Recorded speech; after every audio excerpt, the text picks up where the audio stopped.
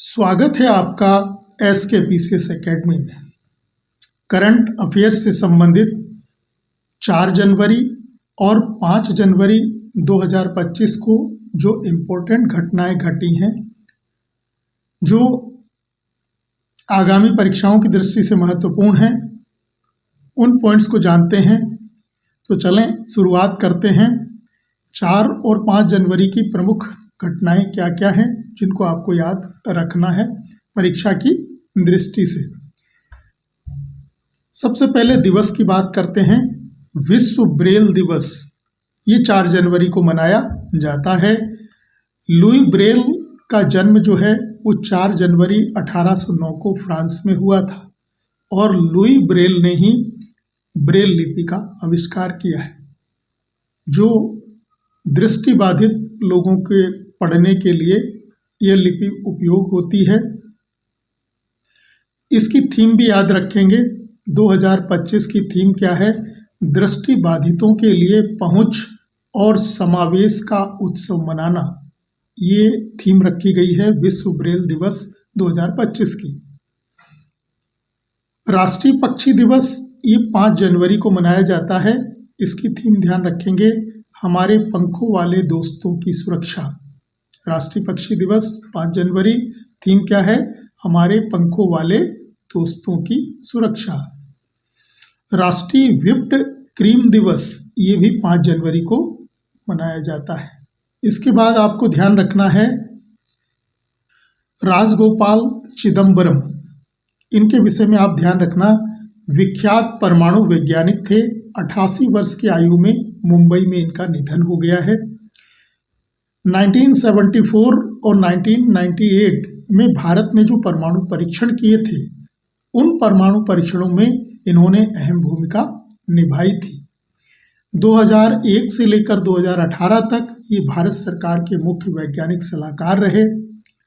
1990 और 1993 यानी 1990 से 1993 तक ये भाभा एटॉमिक रिसर्च सेंटर के निदेशक रहे।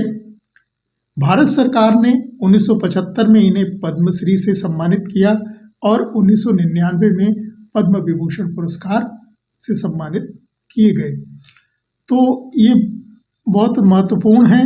राजगोपालन चिदम्बरम, और इनका जन्म हुआ था तमिलनाडु में। तो तमिलनाडु के थे, अभी हाल ही में इनका निधन हुआ है। और भारत ने जो 2 परमाणु परीक्षण किए हैं, एक 1974 में और दूसरा 1998 में, इन दोनों परमाणु परीक्षणों में इन्होंने बहुत अहम भूमिका निभाई थी। ये एपीजे अब्दुल कलाम के साथ दिखाई दे रहे हैं, यही राजगोपाल चिदम्बरम हैं। और यहाँ पर भी आप देखें, ये राजगोपाल चिदम्बरम हैं।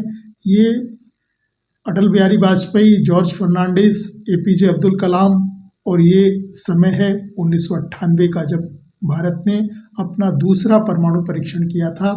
कब किया था? डेट आपको याद आ रही होगी, 11 और 13 मई को 2 परमाणु परीक्षण किए थे भारत ने 1998 में। एक 11 मई को किया था और दूसरा 13 मई को। कुल मिलाकर इसमें 5 परमाणु परीक्षण किए गए थे, जिसमें हाइड्रोजन बम का परीक्षण भी किया गया था। जबकि 1974 में ये जो पहला परमाणु परीक्षण किया गया था, ये किया गया था 18 मई को। 18 मई। और ये सारे परमाणु परीक्षण कहाँ किए जाते हैं? पोखरण में किए जाते हैं। पोखरण राजस्थान। राजस्थान के किस जिले में पड़ता है? जैसलमेर जिले में। इनके विषय में आप एक बात और ध्यान रखना कि जो पहला परमाणु परीक्षण किया गया था इंदिरा गांधी के समय 1974 में, उसका कूट नाम क्या रखा गया था? तो उसका कूट नाम रखा गया था स्माइलिंग बुद्धा। स्माइलिंग बुद्धा, ये याद रखेंगे। ये इसका कूट नाम रखा गया था पहले वाले का।